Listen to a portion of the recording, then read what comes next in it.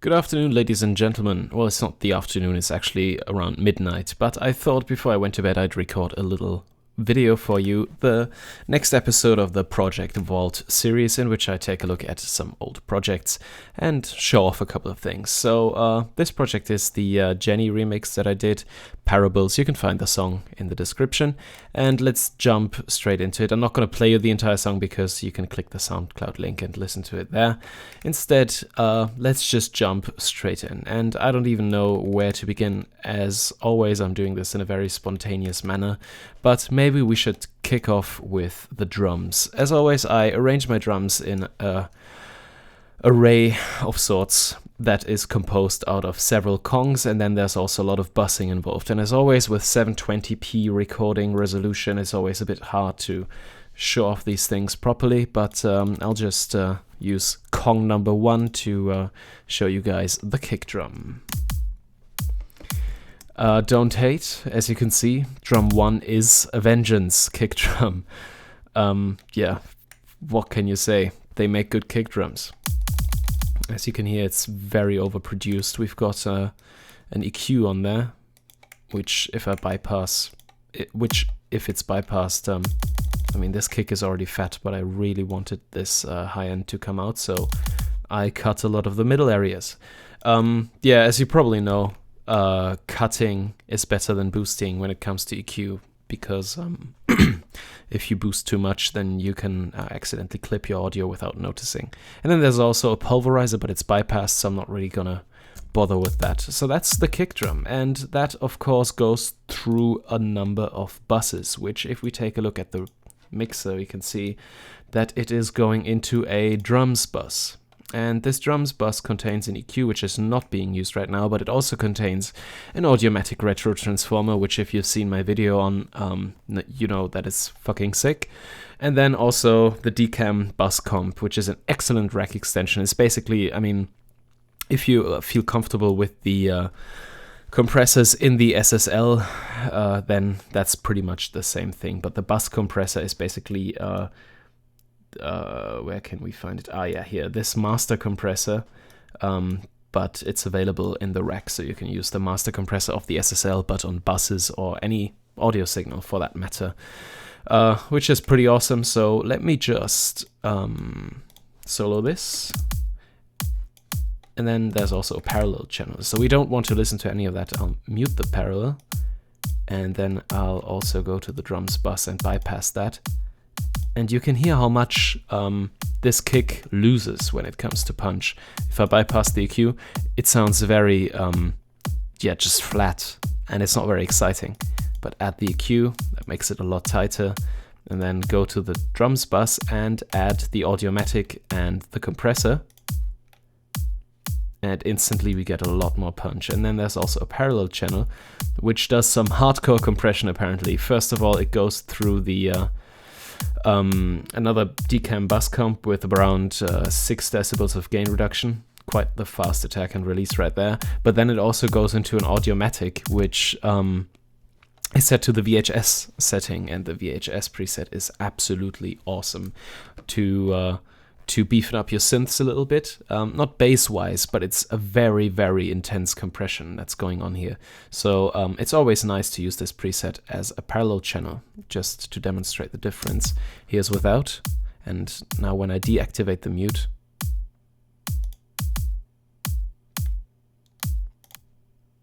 see if I solo it, you can barely hear the little clickiness that it gives. But once all the other elements of the mix come in, it really does make a difference and helps the kick to stand out nicely. So here's our kick drum. Now Kong number 2 is the snare drum. And you can hear that the snare is composed, or also see probably, that the snare is composed out of several snares. As I play this back, you can see that 2 pads and the Kong are triggering.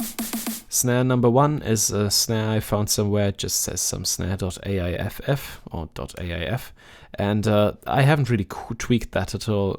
It's even on standard pitch. And then the EQ just boosts the 200 Hertz area a tiny bit.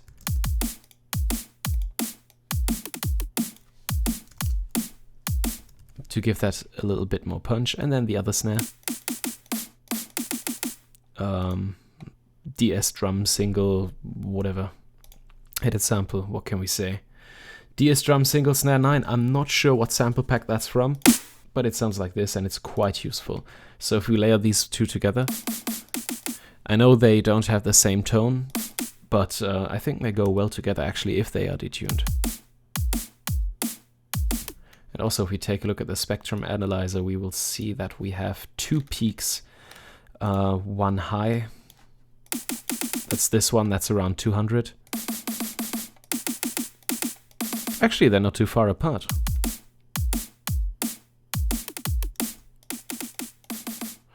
Well, it doesn't really matter, they sound nice together. But what you guys are probably much more interested in is the processing that I've done to that snare, and I am afraid I haven't really done a lot of processing to it at all.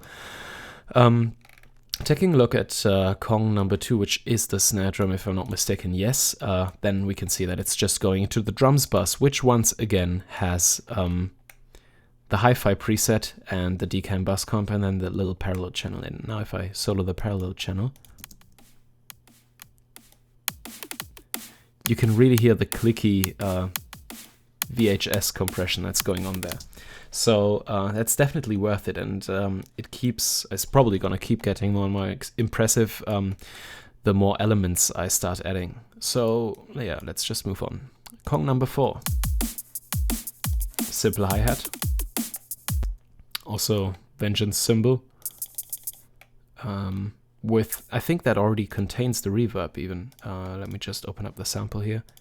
Yeah, it's already with reverb, so I didn't really have to do anything to this because I'm not really sure, like this is just a guess, but I think these Vengeance samples are sampled from other songs, but you didn't hear it from me.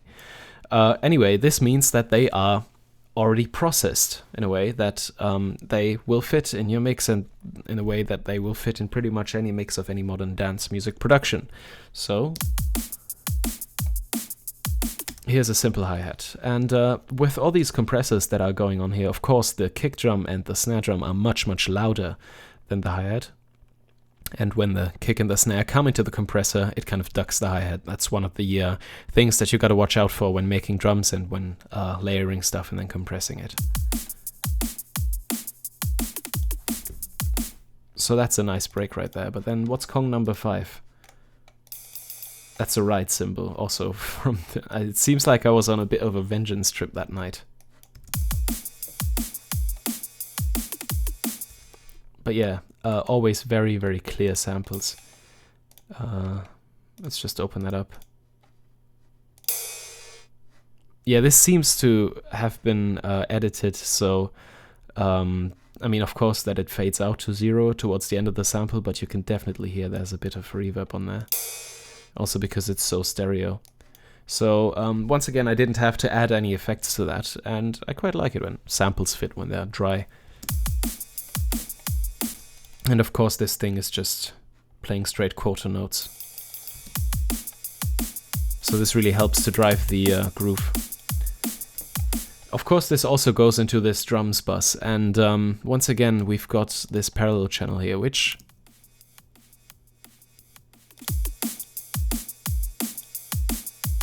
it's a very subtle difference, but it just, yeah, it just makes everything a bit more tight. Parallel compression is something that's very subtle, but that can really make a difference. Okay, audio track number 2 is probably some sort of loop. Ah, yes. And I keep grabbing these things from all sorts of sample packs, but I'm never really sure where I got them, so unfortunately I can't point you in that direction, but this is actually quite an interesting loop, I believe. Oh, I think, because, if I remember correctly, yes, I EQ'd it so that it would only deliver the middle frequencies, because by that time I already had enough content for the high frequencies, but I was kind of lacking something in the middle. So what I did was just activate the high and low pass filters and filter those out. And if you play everything together, just adds a bit of syncopation. Audio track number 3. another rides loop, which is probably getting compressed quite a bit. I see, I was still using the SSL compressor method here. But as you can hear, it is filtered to hell. It's just the high end. But kind of like Cam on Crooked say, it's good if you have a constant. I mean, it's of course it's a matter of taste, but I personally like it if there's a constant high-end noise shine to the tunes. So this fills that out quite nicely. Now, by this time, as I was talking about compression earlier, we should probably go look for the ghost kick lane, because if you have been watching my tutorials on compression, you know that I like to trigger my sidechain compression manually and using a ghost kick. So this is the ghost kick lane. It's already in my template, so it always looks the same.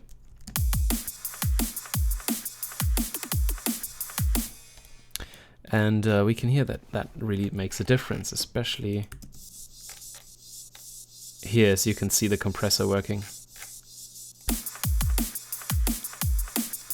So yeah, always keep soloing your ghost kick lanes. That's also something that's quite important. Very well, let's move on. Let's add the last loop, which, I mean, audio track 4 does look like another drum loop. This might be from the Danny Bird sample pack, but I'm not too sure. It's just a hi-hat loop, as you can hear, but I think I also... No, I didn't even sidechain it to the rest.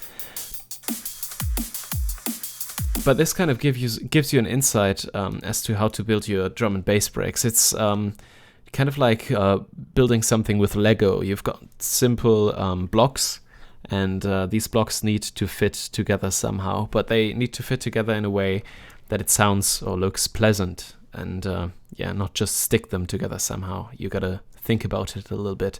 And we've got percussive elements, we've got elements that add that kind of like high-end noise floor, and we've got a very tight and punchy kick and snare pattern.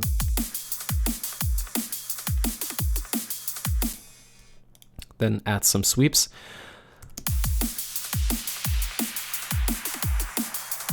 And I'm pretty sure that these sweeps are sidechained. Which they aren't, apparently. Let me just make sure that my ghost kick is actually doing what it's supposed to.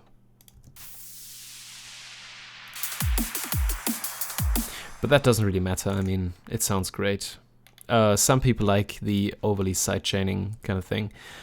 I think right now I'm probably at a point where, yeah, I like it as well, to be honest. I gotta admit it, I like it as well.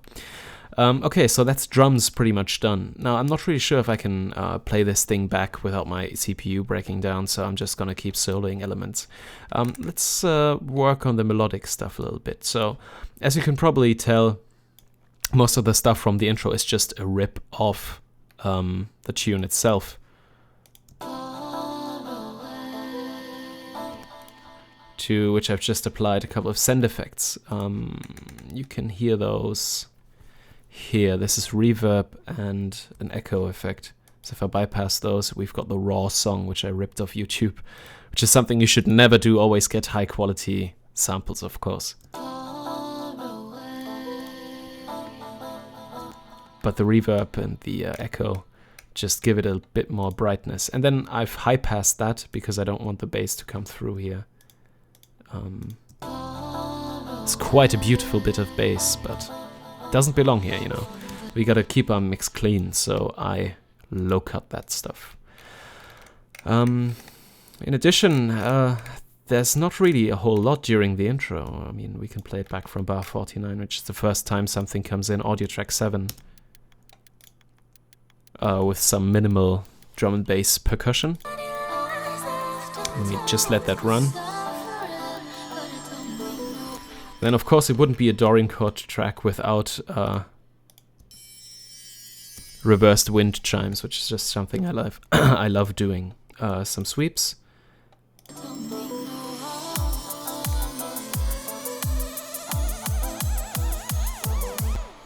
And so on and so forth. I mean, the kick drum roll is basically just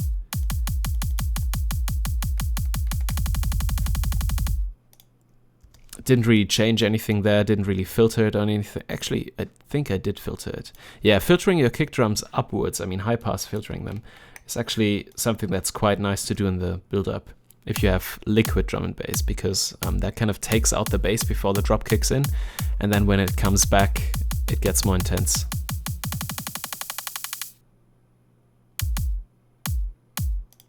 Actually, the automation is kind of off there. I think I should have gone in there with a little bit of detail and made that a bit shorter so that the automation doesn't cut off any of the bass when the first kick hits, but it's too late now. I think some wise guy once said, a piece of art is never finished, it's only given up upon by the artist, or whatever. Melody elements. Combinator 2 is some sort of instrument. Ah, yes. A beautiful pad from the Pantheon 2 refill, which is fucking awesome. It's just got beautiful, like this refill, Pantheon 2, is one of the prime examples of beautiful sound design that you can do with Reason. And I think it's from, I can't really remember what the company that makes it was called, but I remember SGX, the musician, and he made the artwork, so that's pretty awesome. Yeah, and what I did there was I just put in the chords for the melody from the intro, and had that run throughout the drop to keep the theme going. And if you want to take a look at those, they're really simple. Actually, let me scroll out here. And there's some... What is that doing there? I just realized how my songs lack real attention to detail. Of course, sound processing-wise, this has been high-passed, just to get rid of any low-frequency rumble that might have been there. Because once again, we gotta keep maintaining a clean mix here, so that's what we're gonna do by high passing pretty much everything and getting rid of the low end rumble, so that our compressor when mastering doesn't get confused. Okay, Combinator 2 copy seems like, yeah, another pad from the Pantheon refill. Which is, I believe it's called copy because I simply duplicated that combinator and then copied the notes over. So that will result in a new combinator which you can load a new patch into. So in combination, these two...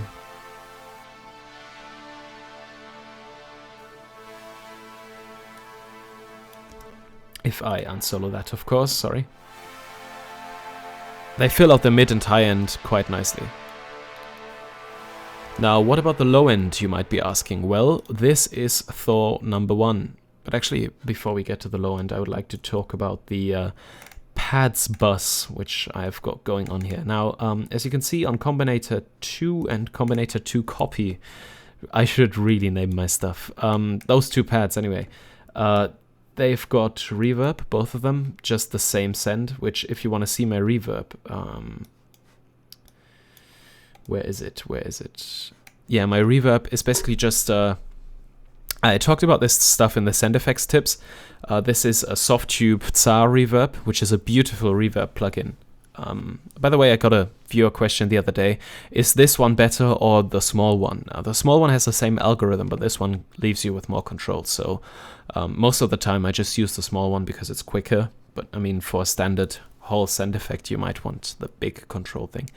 Okay, what I do anyway is I send my send effects out to this reverb. So if I flip the rack around here and close up the sidechainer, then we can see this is the master section where you can hook up send effects. And you can see that I've got the FX send going into the reverb, but the audio out does not go back into the mixer. It goes into its own separate mixer channel, which allows me in turn to put sidechaining on the reverb, which is pretty nice, especially because reverb can get, can go out of hand real quickly.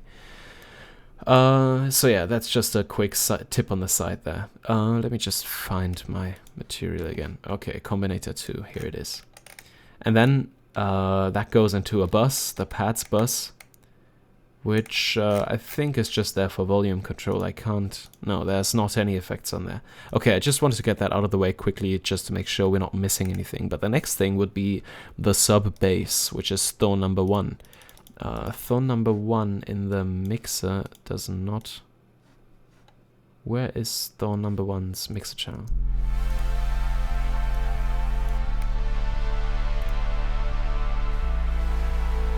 Ah, yeah, there we go, okay.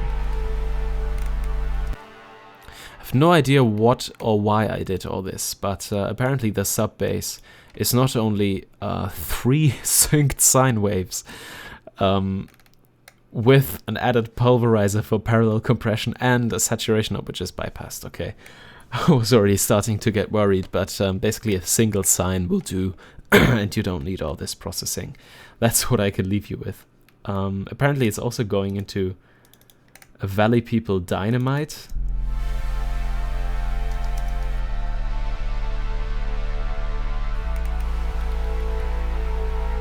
Which I really have... Actually, maybe it's being sidechained, yeah. Oh yeah, of course. I can now tell why the Dynamite is here. I needed a sidechain compressor that was really, really quick. And the M-class compressor only, if I pull it up here... The M-class compressor only has release times of 50 milliseconds, which is way too long for this kind of quick sidechaining that we want to do, because I'm sidechaining to the kick and the snare, and the kick and snare's pattern is incredibly complex. I mean, not incredibly complex, but it's quite complex.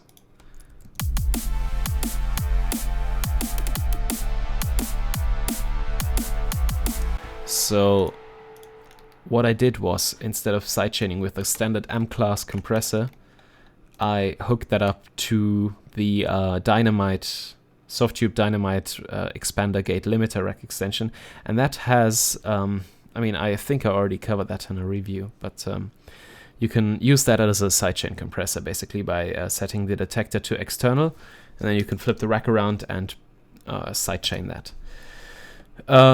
Yeah, and of course that is also being triggered by my ghost kick signal, so this is where the ghost kick comes in really handy, because you can distribute your sidechaining to different devices, which is quite nice. And then the sub bass gets sidechained.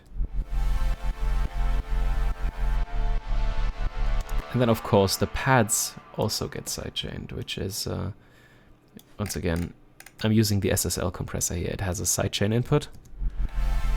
And with these quick settings, peak compressor activated, fast attack, and very slow release, very fast release, you can see that they trigger rhythmically and add the rhythm to these to this arrangement of sub bass and pads.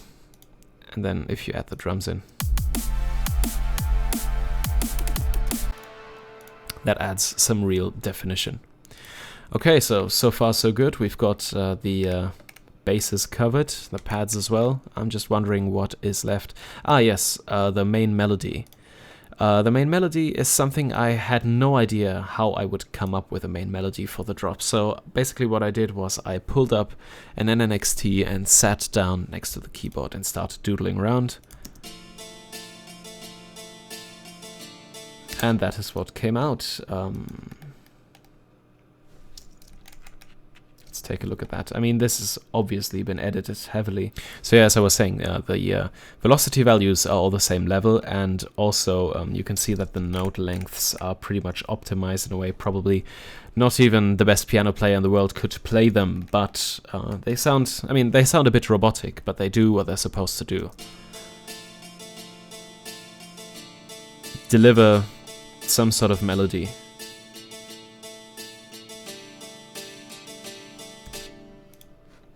And let's see if we changed, or if I changed this pad, or this patch, sorry, somehow.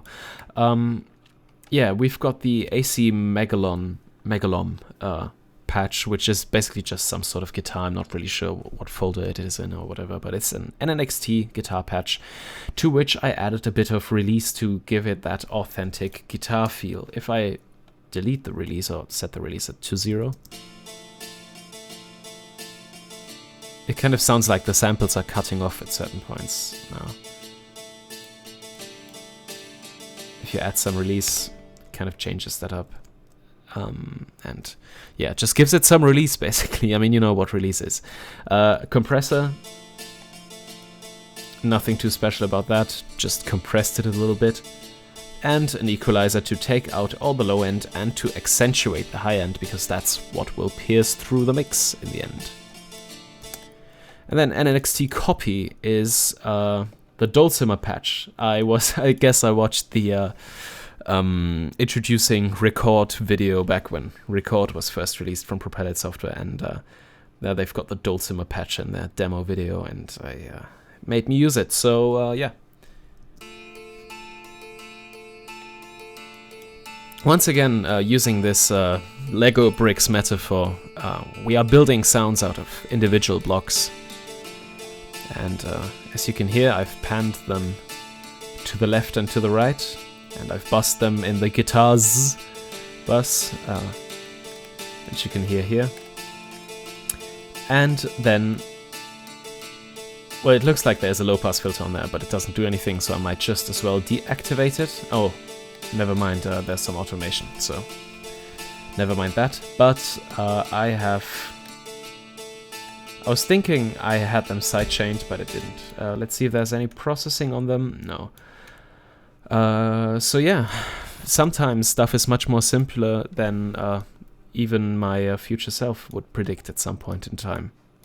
I'm actually quite surprised that this track worked out so well without that much processing. Yeah, taking the risk that my CPU is not going to handle this, I'm just going to play you back the entire thing, the entire drop.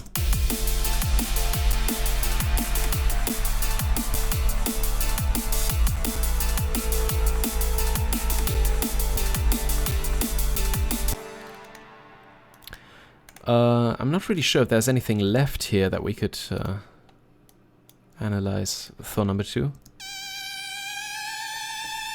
Ah, yes, of course, the beautiful riser tone, which is really quite a simple patch, to be honest. We've got a single square wave, or almost square wave. It's pulse width modulated, which is kind of like a high-pass filter, but it also changes the character of the sound, so you really got to experiment with that. But if you ever worked in Massive or any other synthesizer for that matter, it's not going to be too hard to get your head around. And then we've got LFO1 going into the oscillator 1 pitch, which gives it this nice vibrato flavor. Some good... actually, let me deactivate that so you can hear the difference. This is without. And then if I activate it, or actually apply some amount,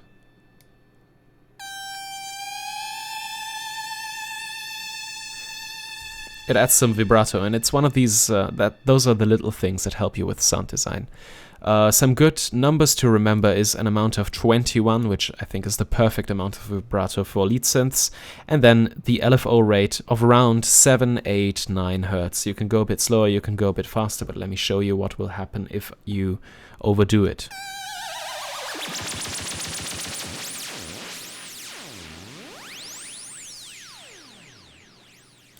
So yeah, you gotta be really subtle with that thing and really dial it in correctly.